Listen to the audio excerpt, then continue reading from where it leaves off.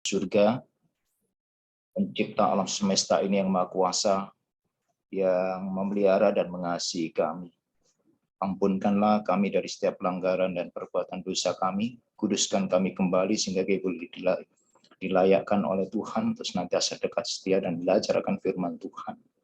Bapa di surga, saat ini kebutuhan kami penuhkan dengan Roh Kudus Tuhan, agar masing-masing kami ini boleh dipertambah-tambahkan pengetahuan akan kebenaran Tuhan, dan dimudahkan untuk memahami setiap firman yang kami pelajari, setiap pelajaran yang kami pelajari, boleh dapat memberikan kekuatan bagi iman kerohanian dan bertabiatkan tabiat Tuhan semakin hari semakin baik seturut dengan kehendak Tuhan. Terima kasih ya Tuhan.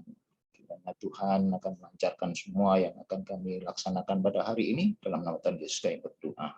Amin.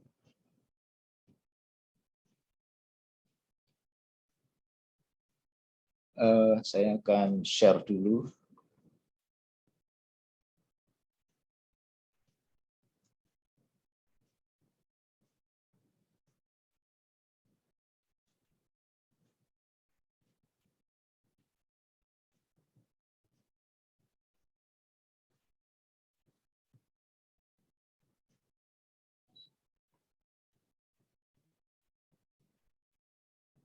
Bisa masuk? Oke. Bisa kelihatan layar penuh ya? Belum penuh Yang Pak. di-share Belum yang penuh. full screen-nya apa, Budi? Belum full screen. Ini sudah full punya saya sebentar. Ini mesti nyantol gini punya saya ini. Sebentar, saya akan tutup dulu aja.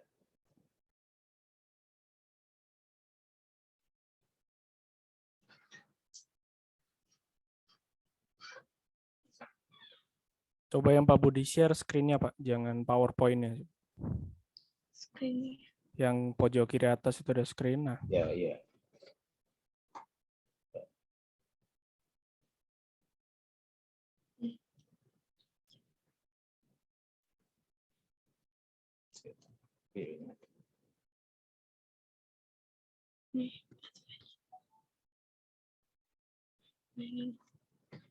Screen gitu ya. Kan kita mau kemana? Ini.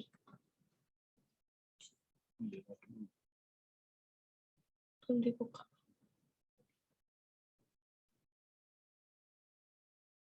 Ini tuh.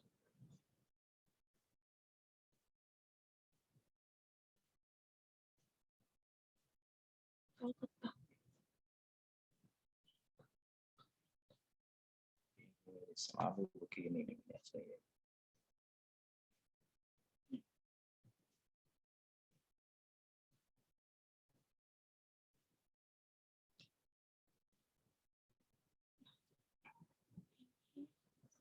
Baru kita kesini.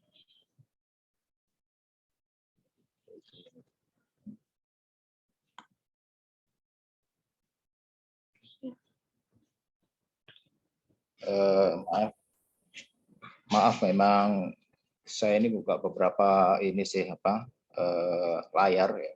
Termasuk saya buka punya White tentang kebahagiaan atau keluarga bahagia. Karena tujuannya ke sana ini sebenarnya. Tapi kalau bahan yang kita pelajari ini kan biasanya sangat singkat ya. Diambil cuplikan-cuplikan. Baik, dalam pelajaran kita yang pertama ini, Minggu Sembahyang Rumah Tangga kita, berjudul Rahasia Keluarga Bahagia. Dan sebenarnya penulisnya adalah Pendeta Santiago dari Konferensi Brasil Tengah. Nah, Bapak Ibu Saudara sekalian, perlu kita perhatikan dan pahami dulu bahwa namanya keluarga, tidak ada yang bisa mempelajari sampai tuntas, ya. Karena keluarga ini akan menjadi bagian pelajaran bagi kita sampai seumur hidup. Makanya sering saya katakan di mana-mana kalau ada diskusi apapun, nggak ada yang namanya profesor rumah tangga.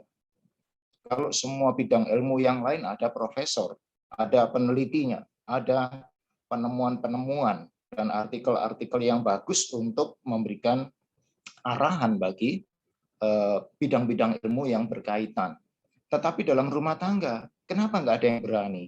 Kenapa nggak ada profesornya? Kenapa nggak ada seorang yang hebat di dalam rumah tangga? Karena rumah tangga ini, saudara, kalau kita pahami, penuh dengan dinamika yang kadang-kadang tidak terduga. Ya. Dan rumah tangga ini adalah satu pelajaran hidup sepanjang hidup. Ya. Karena itu nggak ada yang berani yang mengatakan rumah tangga saya paling hebat, rumah tangga saya paling sempurna, rumah tangga saya tidak ada cacat celahnya, tidak ada. Ya, hampir-hampir di dunia ini semuanya ada masalah dan semua sampai orang berkata begini, kalau dalam rumah tangga itu biasa ada pertengkaran kecil-kecil, kalau nggak ada gitu nggak akan bahagia, katanya begitu kan? Itu menjadi apa? Pasif. Sehingga sebenarnya ini seharusnya tidak ada, tapi menjadi ada oleh karena orang menerima. Ya, semua orang bisa menerima bahwa memang keluarga itu harus begitu, harus ada cekcok-cekcoknya sedikit, ya kan? Semua orang menerima. Coba kalau saya katakan tidak boleh begitu. Namanya rumah tangga sama keluarga yang ini akan dibentuk sampai kepada kehidupan di dunia baru nanti, ya, kehidupan suasana yang surgawi, seharusnya tidak ada percekcokan. Tetapi karena kita hidup di dunia dan hampir semua orang akan terjadi seperti itu, maka kita mengadakan satu persepsi yang bisa diterima oleh umum. Oh, nggak apa-apa, memang dinamikanya itu beginilah dalam rumah tangga. Ya, akhirnya kita kan berterima akan filosofi itu. Sebenarnya tidak sih. Seharusnya kita ya belajar menjadi lebih baik. Tapi karena kita kembali lagi permisifnya masih di dunia yang penuh dengan dosa dan kefanahan, sehingga tidak menutup kemungkinan kita akan mengalami suatu perihal guncangan-guncangan dalam masalah dalam kehidupan rumah tangga, yaitu masalah-masalah dan segala sesuatu yang terjadi. Dan hal ini tidak bisa dihindarkan selama kita hidup di dunia yang penuh dengan dosa. Apalagi dua kepala yang maunya disatukan, ya, dua pikiran yang maunya disatukan. Tinggal kadang-kadang mana yang kuat. Kalau yang kuat atau yang sangat sangat besar kuasa ini biasanya dari kaum pria atau dari kaum wanita, maka akan ditarik ke sana kemauannya. Kemauannya akan ditarik ke salah satu yang ingin apa menjadi keputusannya itu dituruti. Kadang itu ibu-ibu, kadang itu juga bapak-bapak, sering ya. Bisa saja gantian, tinggal situasi dan keputusannya apa. Ya, kalau keputusannya kadang dominan bapak, dia tarik ke arah bapak, sehingga ibu anak harus menurut ini. Kadang kalau dominan keputusannya itu ke ibu, maka semua bapak anak pun harus menurut kepada keputusan ibu. Ya, jadi saling tarik ulur. Karena dinamikanya memang seperti itu sama di dunia. Padahal seharusnya kan menjadi satu itu saling berterima, ya, balance di dalam hidup ini. Tetapi nggak tahu ya kenapa sulit banget ya untuk menjadi keluarga yang bisa saling mengerti, saling memahami. Oh, katanya orang-orang pintar, oh komunikasinya miskomunikasi, oh karena ini karena itu dan sebagainya. Karena itu kita belajar lebih jauh tentang masalah-masalah ini di dalam pelajaran yang pertama. Karena pertama biasanya ini masih gratul-gratul katanya orang Jawa itu ya, masih tersendat-sendat ya. Nanti kalau yang berikutnya begini nih. Pembawaan dan lain sebagainya di dalam acara ini. Karena ini sudah disusun seperti itu dan diberikan konteks dari pelajaran itu sesuai dengan judulnya, tetapi kadang singkat-singkat, maka kita harus mencari referensi-referensi yang sesuai dengan apa yang akan kita bawakan. Nah, Bapak Ibu Saudara sekalian, saya tadi membuka di dalam buku Nyonya White ya, yang ditulis oleh Nyonya White di sini. Saya akan tadi mengambil sebagian, yaitu membina keluarga bahagia. Nah, saya kutip dari bacaan itu bahwa keluarga bahagia adalah suatu rumah tangga di mana standar dan kebiasaan umat Allah diajarkan dan dihidupkan, suatu tempat untuk mana para bapak dan ibu umat Allah ditugaskan Isa, ini kutipan tulisan ini lama berarti ya, masih Isa. Isa untuk pergi dan menjadikan anggota keluarga mereka sendiri Nasrani. Dan dengan maksud agar tugas itu terlaksana dengan baik, orang tua umat Allah mencari pertolongan yang mungkin mereka dapati. Nah, saudara sekalian, ini sebenarnya tujuan daripada keluarga itu. Ya, keluarga bahagia adalah suatu rumah tangga di mana standar kebiasaan umat Allah diajarkan dan dihidupkan. Nah, karena diajarkan adalah kebenaran Tuhan dan dihidupkan, maka tabiat dalam pelajaran ini seharusnya sudah meresap dalam diri kita. Sehingga percekcokan itu ya sedapat mungkin tidak ada, seharusnya idealnya demikian, karena kita belajar dari firman Tuhan. Ya, kita belajar dari tabiat Tuhan, kita belajar dari ajaran Tuhan. Tetapi karena kita masih melihat bahwa kebiasaan banyak orang terjadi percekcokan itu, akhirnya berterima. Oh, kalau keluarga nggak ada cekcok-cekcoknya itu bukan keluarga namanya. Sampai begitu orang-orang katakan. Karena kalau sayur tanpa garam nggak sedap nanti. Ya. Jadi kalau banyak garamnya ya bisa hipertensi, marah terus bisa-bisa. Itulah yang terjadi di dalam kehidupan kita ini. Kadang-kadang saya juga berpikir ketika belajar firman Tuhan. Iya ya, firman Tuhan ini akhirnya diarahkan oleh manusia ke tujuan yang diinginkan. Jadi bukan firman Tuhan ini menggarami, tapi seringkali manusia menggarami firman Tuhan. Iya kan? Coba saudara bayangkan kalau belajar, kemudian kalau kita mengikuti pelajaran-pelajaran, kita mungkin mengikuti seminar dan sebagainya, akhirnya berterimanya itu ke arah seharusnya Tuhan mengikuti kita, bukan kita mengikuti Tuhan. Itu maunya kita ini. Sehingga firman itu dibelok-belokkan. Itu yang sering terjadi seperti itu. Sungguh kita nih harus bertobat setiap saat. Selanjutnya dalam pelajaran ini, nah, impian setiap manusia adalah memiliki rumah tangga yang solid dan bahagia. Nah, ini impian ya. Seharusnya bukan hanya impian, memang ini tujuan keluarga itu dibentuk seharusnya adalah memiliki rumah tangga yang solid dan bahagia. Kalau nggak bahagia, ngapain kita membentuk rumah tangga? Maksudnya seperti itu seharusnya. Kalau kita berpikir lebih jauh, kenapa kalau kita tahu bahwa itu nggak akan bahagia, ngapain kita membentuk rumah tangga? Nah, seharusnya intinya seperti ini. Jadi impian setiap manusia itu adalah memiliki rumah tangga yang solid dan bahagia. Nah, kenapa ini impian? Kenapa ini bukan real? Ya, bukan menjadi kenyataan. Karena kita belum meyakini bahwa saya akan bisa bahagia di dalam membina rumah tangga itu. Sehingga tulisan ini impian saya akan membentuk rumah tangga yang bahagia. Harusnya sudah bahagia. Wong dari sendiri menjadi berdua, semua dipecahkan bersama, kalau uang bersama, sembarangnya bersama, sehingga kekuatan itu lebih besar seharusnya. Nah, kenapa prinsipnya ini berbeda? Ini sering kadang-kadang kita menarik kepada pemikiran dan berterimanya konsep pikiran manusia daripada konsep pemikiran Tuhan. Lalu yang berikutnya adalah banyak orang mengambil langkah-langkah besar untuk membangun pernikahan yang kuat. Apa langkah-langkah yang besar itu? Nah, sampai dicoba sedemikian rupa, saudara. Sampai rumah tangga itu sering kali berhadapan dengan para psikolog, para psikiater.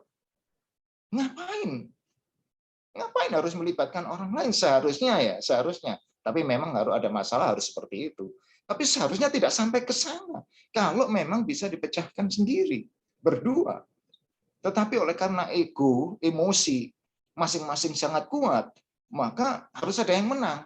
Disitulah biasanya tidak mau berterimanya itu di situ. Ya. Nah, kalau filosofi Jawa ini yang bagus, bukan karena saya orang Jawa, tapi filosofinya bagus sekali. Setiap perkumpulan saya selalu katakan demikian.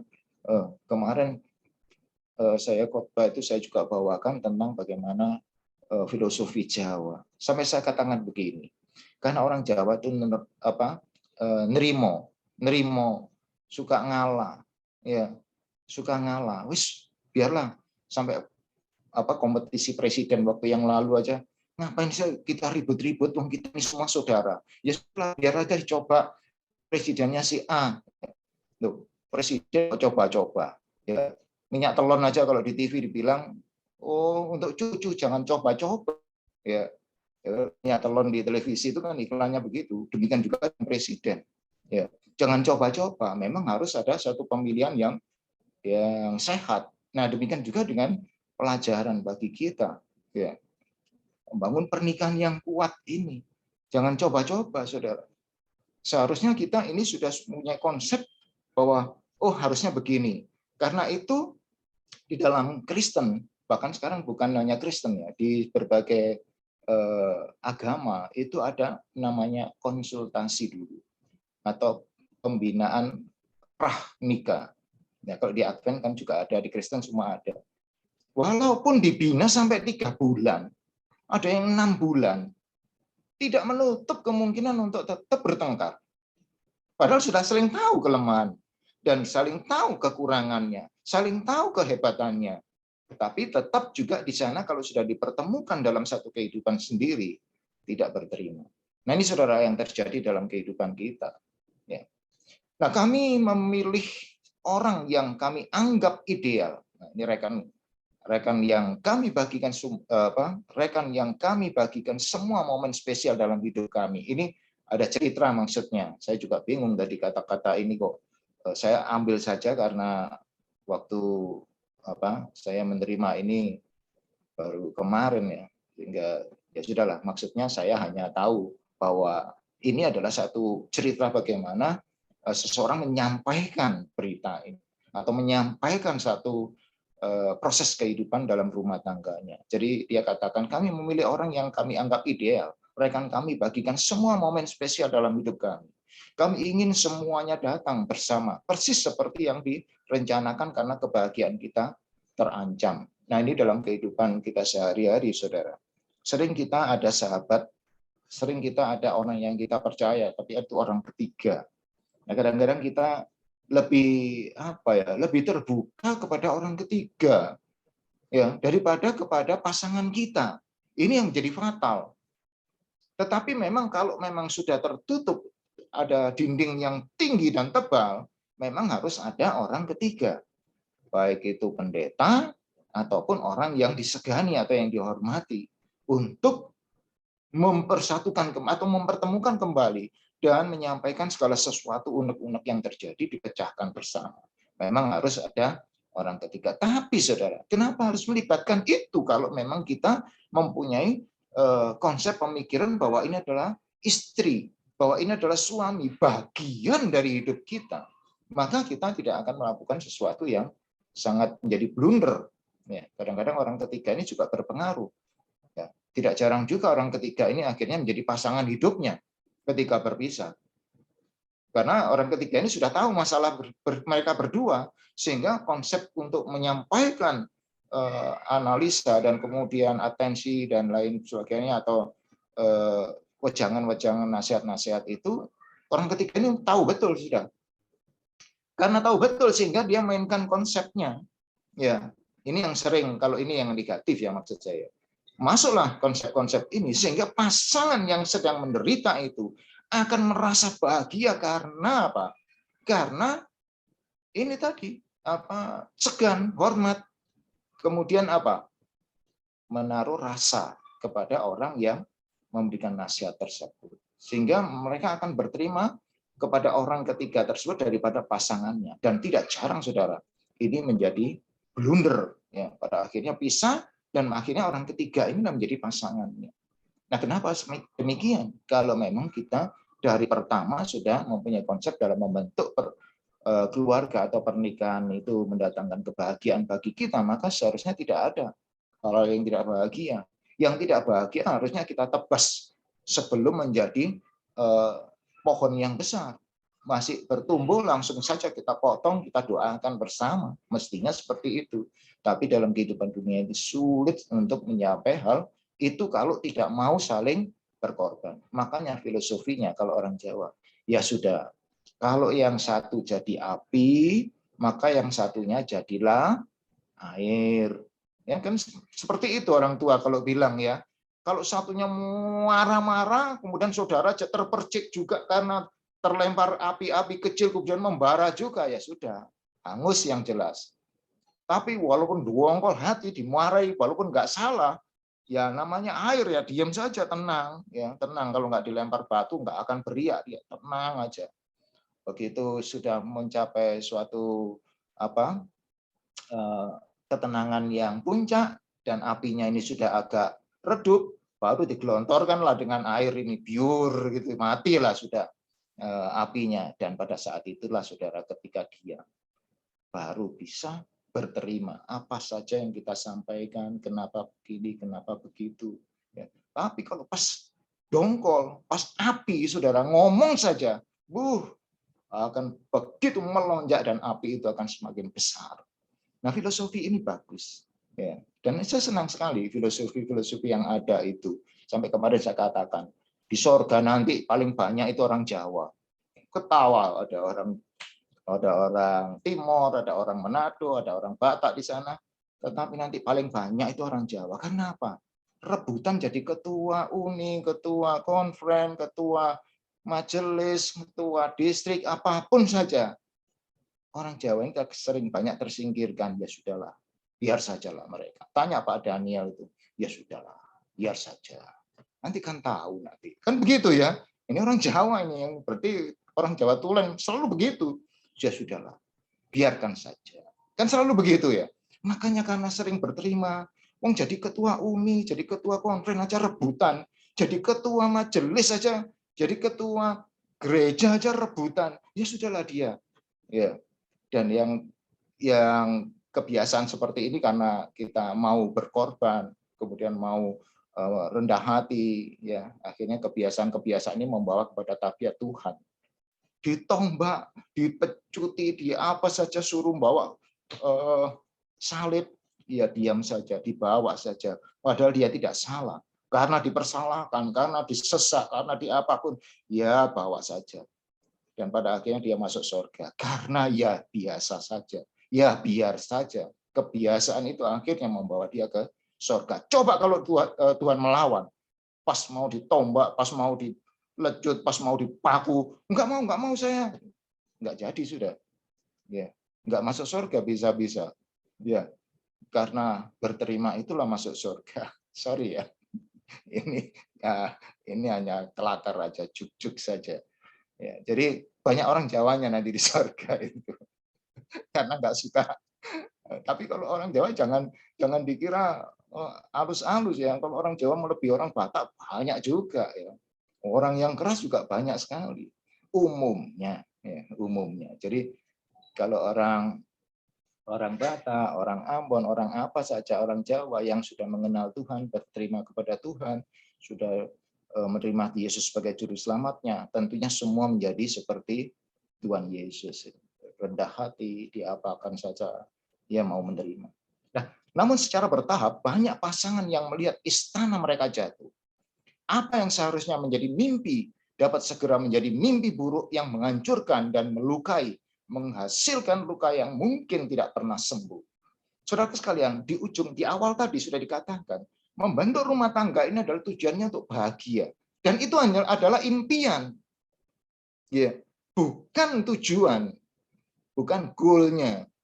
Karena itu impian, ketika hal ini terjadi, ketika dikatakan, namun secara bertahap banyak pasangan melihat istana mereka jatuh. Dan ketika itulah mereka kaget, karena mimpi kan, sehingga terbangun. Dan pada waktu terbangun, ternyata terjadi kenyataan, maka tidak bisa menerima. Karena impian. Coba kalau kenyataan, maka akan ketahuan. Sedikit ada suatu gejolak, akan ketahuan. Ya ini kan pelajaran itu kan demikian, dibawa saja kepada hal-hal yang santai di dalam pelajaran ini ya. Karena mimpi, akhirnya ketika terbangun terjadi sesuatu yang mengagetkan, akhirnya pecahlah keluarga itu dan banyak keluarga yang jatuh, runtuh rumah tangganya, runtuh istananya. Nah, apa yang seharusnya menjadi mimpi? Nah, ini kan mimpi lagi, dapat segera menjadi mimpi buruk yang menghancurkan dan melukai, menghasilkan luka yang mungkin tidak pernah sembuh. Sakit, saudara. Orang yang paling menyakitkan kalau menyakiti hati kita itu adalah orang yang paling dekat. Kalau orang lain saudara dipukul gitu di jalan karena salah sangka kemudian dipukul, saudara pasti bisa memaafkan. Dan mudah melupakan ketika kita pulang nggak ingat lagi. Seminggu kemudian mungkin sudah nggak ingat lagi orang tersebut. Tapi kalau orang yang terdekat melukai hati kita, seumur-umur saudara akan teringat. Betul begitu kan? Seumur-umur kita akan melihat bagaimana orang yang paling dekat itu menyakiti hati kita. Dan sakitnya itu menggores sekali. Dan rasanya sepertinya tidak bisa tidak bisa menutup lubang goresan itu sampai sampai sekian lama. Nah, kenapa? Karena mengecewakan.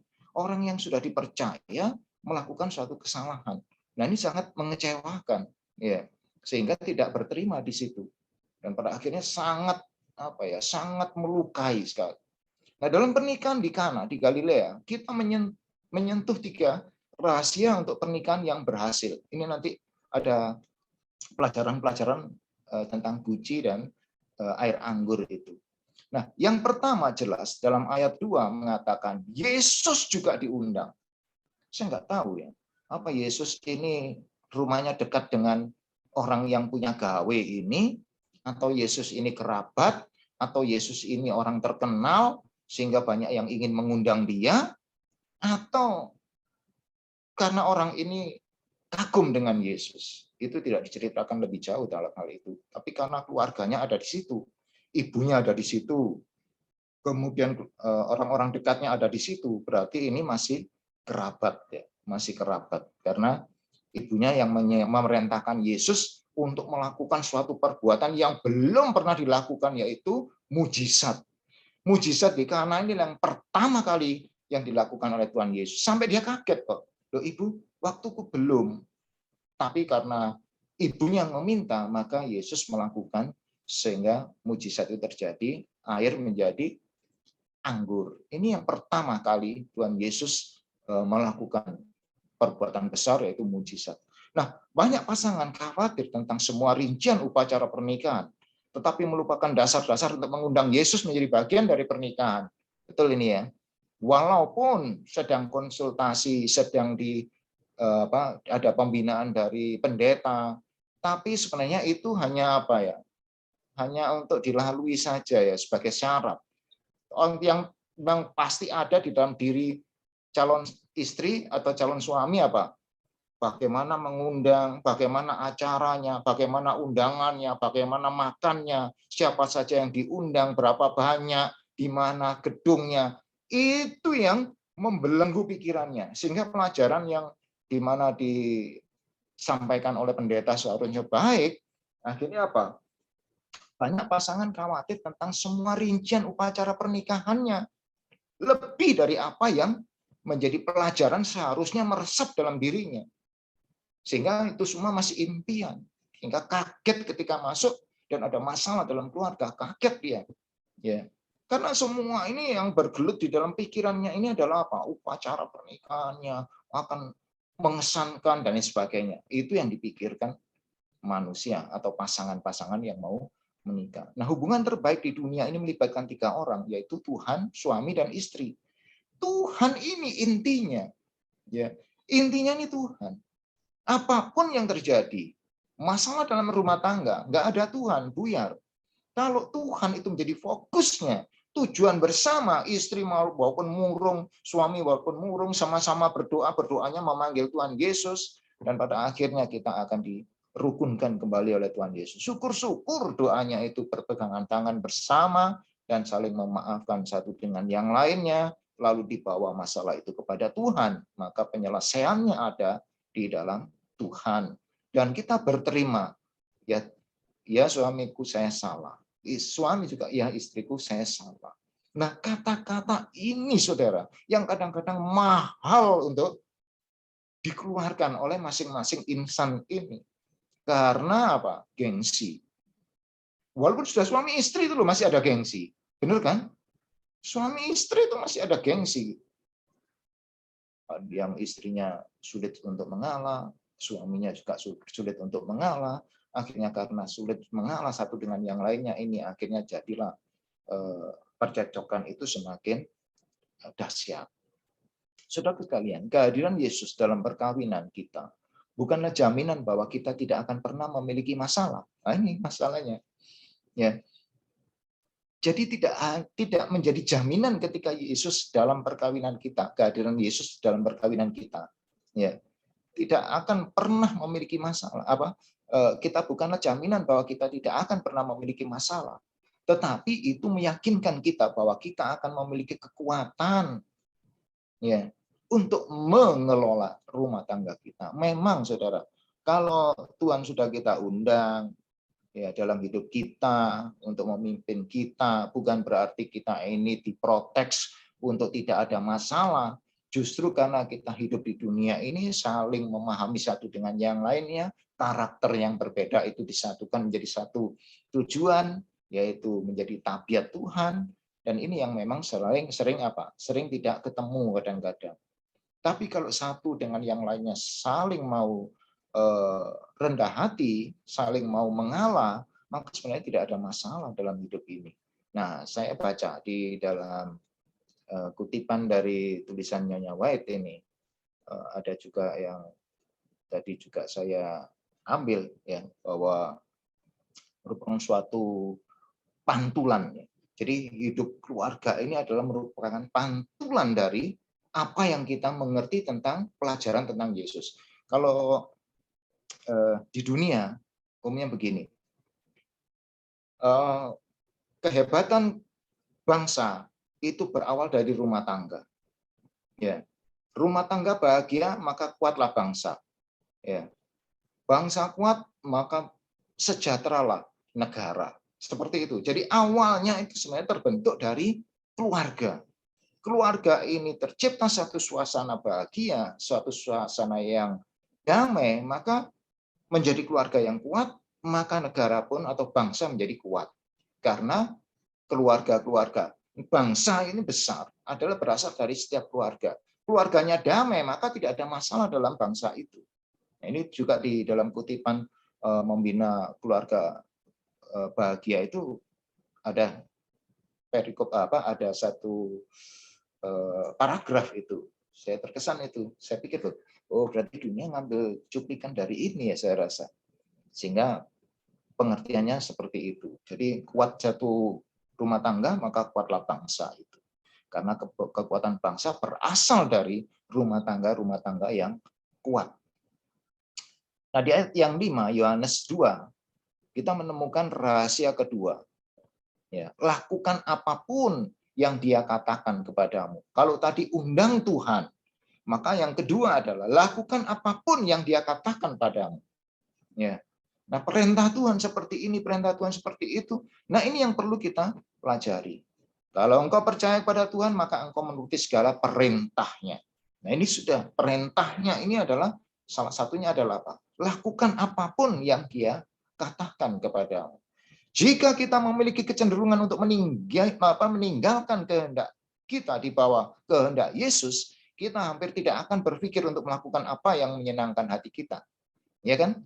Jadi kalau masalah itu terjadi, kita taruh di bawah kaki Tuhan Yesus, kita bertelut bersama, maka tidak ada sesuatu yang dapat membuat kita tidak senang, tidak bahagia, ya, yang tidak menyenangkan hati kita, tetapi yang menyenangkan hati Tuhan. Dan jika kita bertanya-tanya apa sebenarnya yang Tuhan minta saya lakukan, itu yang seharusnya ada dalam pikiran kita, apa ya yang Tuhan perintahkan untuk saya lakukan.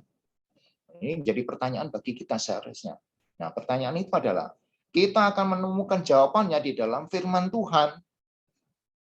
Bagi para suami, Alkitab katakan ini, ya jangan pertama dari Tuhan itu ini. Kalau keluarga itu bertanya, apa yang harus saya lakukan? Lakukanlah ini perintahnya. Nah, ini memang dasar dari satu sistem pernikahan itu. Yaitu para suami, Alkitab katakan, suami kasih istrimu. Sama seperti Kristus mencintai gereja dan menyerahkan diri untuknya. Dalam Efesus 5 ayat 25. Loh, kok suami? Wah, suami nanti protes ini. Loh, kok suami? Loh, istri juga ada. Sebentar, sabar ya. Istri pun ada. Kepada para istri, Allah memanggil, hai istri, tunduklah kepada suamimu seperti kepada Tuhan. Ini ayat 22. Wah, kok tunduk? Nah, kalau istri yang keras, saya kok harus tunduk ya. Wong saya yang cari uang. Nah, sekarang ini banyak juga ya. Saya kadang-kadang salut juga ada keluarga yang istrinya itu harkatnya itu lebih tinggi. Ada yang istri itu pangkatnya, jabatannya tinggi, gajinya besar, lebih besar dari suami. Tapi karena prinsip keluarga ini, istri ini adalah harus apa? Harus kalau di luar itu harus tetap tunduk kepada suami. Sebenarnya dia juga tidak belajar dari firman Tuhan, tetapi karena biasa di dalam kehidupan rumah tangga di dalam keluarga-keluarga yang lain demikian, ya. Ada yang kemana-mana walaupun dia itu pejabat, ya kan banyak ya di Jawa Barat itu banyak bupati, wali kota itu wanita, ya sedangkan suaminya anggota DPR, kadang suaminya anggota pegawai negeri yang biasa, pegawai kesehatan, pegawai apa. Tapi sang istri, saudara, ini di ajaran yang lain juga bagus saya lihat. Kalau dia pergi, dia cium tangan suaminya. Karena suaminya adalah pemimpin rumah tangga. Suami adalah imam. Walaupun jabatannya setinggi apapun sang istri, tetap suami adalah imam. Nah, filosofinya ini juga sama di dalam Kristen sebenarnya. Kadang-kadang saya lihat di jalan walaupun dia pejabat, ya, misalnya sekarang gubernur Jawa Timur, gubernurnya itu seorang istri, seorang wanita, suaminya saudara tahu, dia pegawai biasa, kan? Tetapi karena dia harus mencintai dan mendengarkan suara sang imam, maka kemanapun pergi dia harus cium tangan suaminya. Artinya apa? Dia menghormati suami sebagai pemimpin rumah tangga. Di dalam Alkitab sudah dikatakan ini sejak dulu kala. Ini sudah ribuan tahun ini. Hai istri, tunduklah kepada suamimu seperti kepada Tuhan. Artinya bukan kita kemudian tunduk untuk dikalahkan dan sebagainya. Tunduk dalam hal ini tetap adalah menghormati bahwa suami adalah sang imam, pemimpin rumah tangga. Kadang dalam setiap keputusan semua juga kita tanyakan kepada suami. Kemudian para wanita akan memberikan cinta, kebaikan, kasih sayang, dan penyerahan kepada suaminya sendiri. Lalu bagi anak bagaimana? Nah, bagi anak kepada orang tua, Yesus berkata, Bapa, janganlah bangkitkan amarahmu di dalam hati anak-anakmu. Ya. Bukan berarti kita tidak boleh mendidik dan memarahi anak. Ya. Dalam konsepnya ini adalah bagaimana seorang bapak ini jangan kemudian bangkit-bangkitkan amarah ya di dalam segala sesuatu kepada anaknya. Tapi kalau waktu untuk mendidik ya didiklah, tapi sebatas dengan cara dan pola pendidikan yang benar. Jadi tidak memakai kuasa. Kebanyakan di dalam rumah tangga itu karena anak ini dalam kuasanya orang tua, sehingga kadang-kadang orang tua itu kebablasan. Ya, anak sampai mati, anak sampai cacat, anak sampai ada sesuatu yang tidak baik lah ya pokoknya. Itu kalau saudara lihat di televisi itu kasihan ya. Sampai melebihi dari apa yang seharusnya tidak dilakukan. Ya, ini bapak-bapak kadang-kadang seperti itu. Ya karena tadi kalau sudah menjadi api, ini sulit sekali untuk dipadamkan.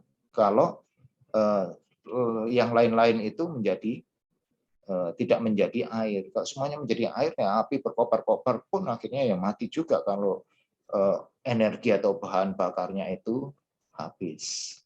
Saudara sekalian, anak-anak dikatakan. Dan akhirnya bagi anak-anak datanglah petunjuk ini. Anak-anak taatilah kepada orang tuamu di dalam Tuhan karena haruslah demikian. Ya, pertama. Jadi ini adalah konsep yang mendasar di dalam setiap rumah tangga. Mulai dari pernikahan sudah ada aturannya. Libatkan Tuhan di dalam kepemimpinan rumah tanggamu. Walaupun ada suami, tapi suami tetap harus tunduk kepada Tuhan. Istri tunduk pada suami, tapi istri harus lebih tunduk lagi kepada Tuhan. Semuanya tunduk kepada Tuhan. Dan anak-anak pun demikian. Anak-anak pun apa? Taatilah pada orang tuamu di dalam Tuhan, karena haruslah demikian. Arahnya semua dasarnya itu seperti ini. Nah, kalau ini sudah diperankan masing-masing personil di dalam keluarga itu, seharusnya tidak ada sesuatu masalah. Ya. Kok tapi ada masalah ya? Kenapa? Nanti kita diskusikan. Nah, rahasia yang ketiga adalah mengembangkan hubungan yang hidup dan aktif.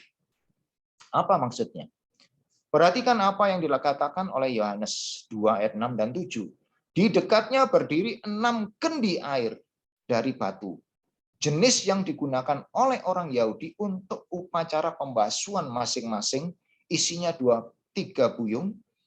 Yesus berkata kepada mereka, isi tempayan itu penuh dengan air, sehingga mereka mengisinya sehingga penuh. Ini tadi yang sudah saya sampaikan.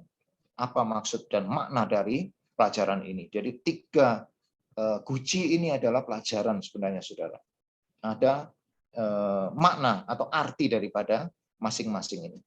Pertama, guci-guci ini harus selalu diisi dengan air, siap untuk digunakan untuk melayani pemurnian rumah. Kemudian yang kedua adalah fakta bahwa guci itu kosong menunjukkan bahwa agama rumahnya tidak dibudidayakan. Lalu guci kosong menunjuk kepada agama yang kosong. Ya, jadi pelajaran ini bagus juga pada waktu mujizat di Kana ini. Ini adalah sebenarnya pelajaran hidup bagi, kalau ditarik ya konsep dari mujizat itu sebenarnya pelajaran ini pelajaran pada rumah tangga. Sebenarnya kalau pendeta memberikan wejangan pada orang nikah ini juga biasanya sering juga dikutip ya. Jadi guci ini filosofinya adalah apa? Ya, guci yang diisi dengan air. Artinya kalau itu berbicara tentang penghasilan juga bisa memakai kutipan tentang guci. Kalau itu berbicara ke arah kepada kerohanian, maka guci ini tetap perlu diisi dengan iman ya, iman terus diisi terus, iman kita semakin kuat semakin belajar semakin belajar terus diisi terus sehingga guci ini semakin penuh. Guci ini mendatangkan kesejahteraan, kesegaran bagi rumah tangga. Kalau mau ditarik kepada apa? Pekerjaan. Guci ini adalah sebagai tabungan di mana kita harus menabung, di mana harus kita hemat.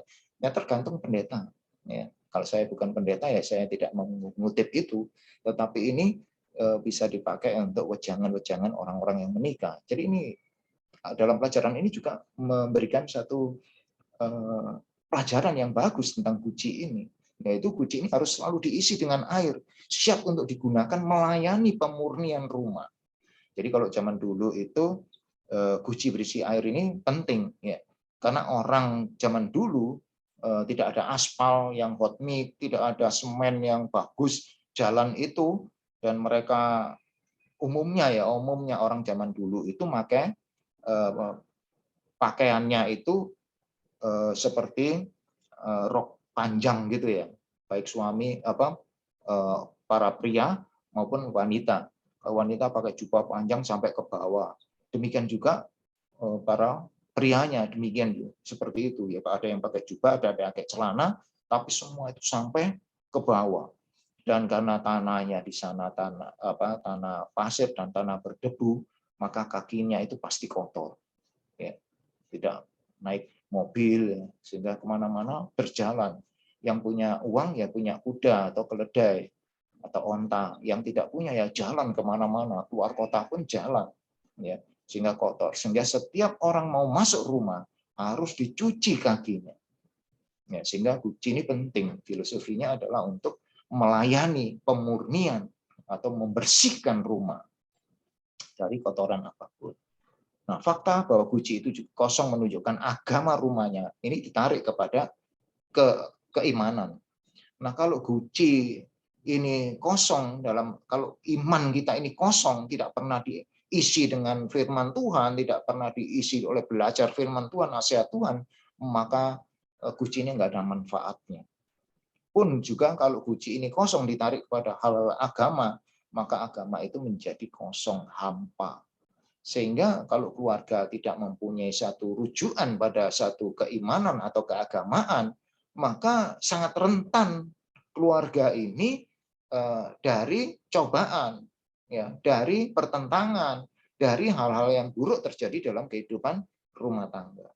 Misalnya kalau kita tidak punya satu rujukan agama, tidak punya satu rujukan untuk bisa mendamaikan, dengan apa akan mendamaikan orang yang bercekcok? Masalahnya kan di situ. Kalau sekarang suami dan istri berbeda agama, dengan apa pendeta akan memberikan nasihat? Wong tidak sama, tidak seiman. Itu maksudnya kan kalau ditarik ke arah, terserah mau ditarik ke arah mana saja. Guci ini filosofinya sangat luas sekali. Ya kan? Nah, itu ya memang saya mempelajari, memang singkat-singkat sih ini, tapi saya tarik filosofi itu pelajaran bagi kita, makna dari apa yang disampaikan. Sayangnya kita harus mengakui bahwa di banyak rumah tangga Kristen sekarang ini, ketiga rahasia ini tidak diikuti secara konsisten. Ini yang tadi saya katakan. Kita ini tahu, tapi kita tidak melakukan. Ya, hasilnya adalah apa? Keluarga yang berantakan, anak-anak terlantar, kebencian dan kesengsaraan. Mezbah rumah tangga sudah tidak ada. Anak, suami, istri tidak pernah belajar firman Tuhan, mau tidur-tidur saja, datang kerja langsung nonton TV, dan tidak belajar, tidak membina rumah tangga. Syukur-syukur kalau masing-masing itu memegang Alkitab, belajar sesuai dengan tema yang disampaikan. Oh, ini misalnya ada ini ya, ada follow the Bible, itu lebih bagus ya.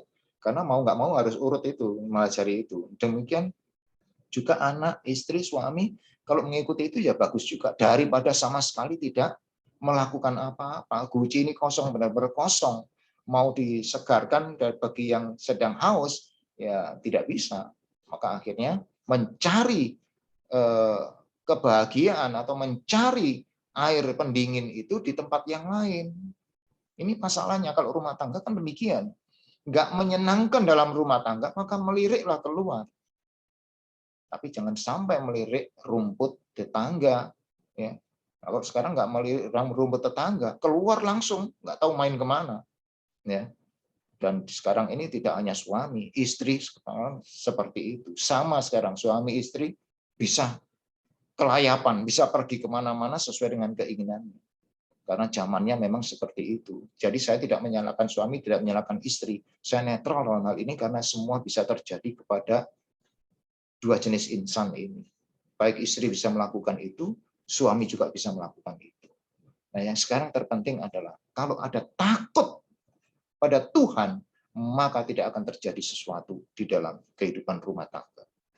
Nah, saudaraku sekalian, Yesus ingin hadir di rumah tangga kita seperti saat dia berada di pesta pernikahan di Kana.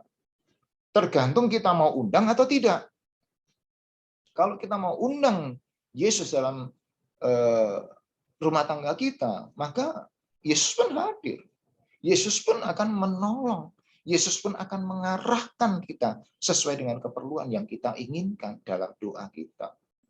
Kalau kita tidak melibatkan Tuhan dalam hidup ini, maka kita akan melibatkan siapa? Kalau ada perselisihan, maka kita akan dinasihati dengan cara apa? Nah, ini yang kenapa peran dari keluarga ini sangat vital menurut saya. Rumah tangga kuat, maka gereja akan kuat. Gereja kuat, maka bangsa akan kuat. Ya. Ketika Tuhan Yesus datang, maka semuanya bisa diselamatkan. Karena Yesus yakin bahwa mereka, anak-anak Tuhan ini, tetap setia dan belajar firman Tuhan, dekat dengan Tuhan.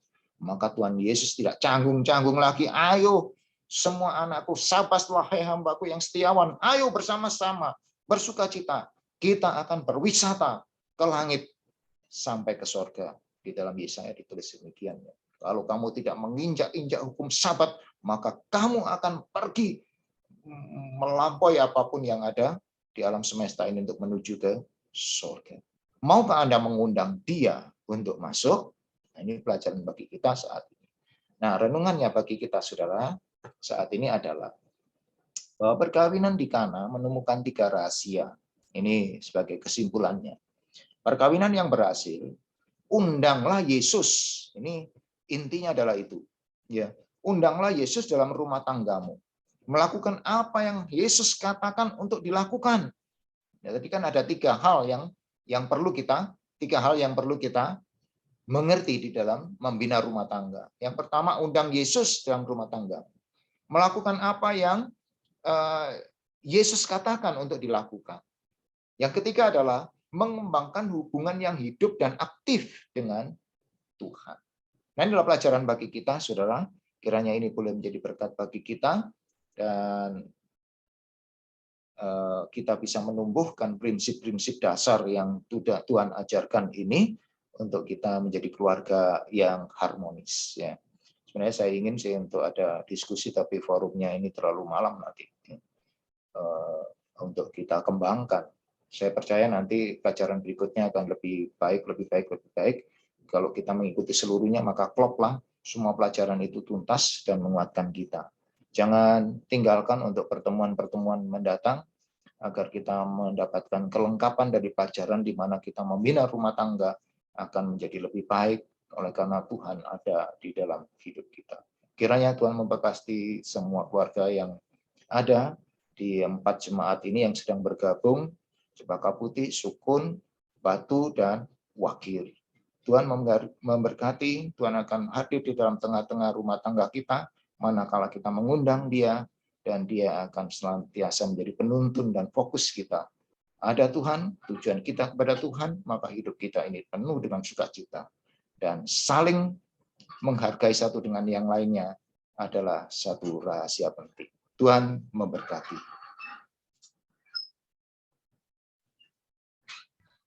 Amin. Amin.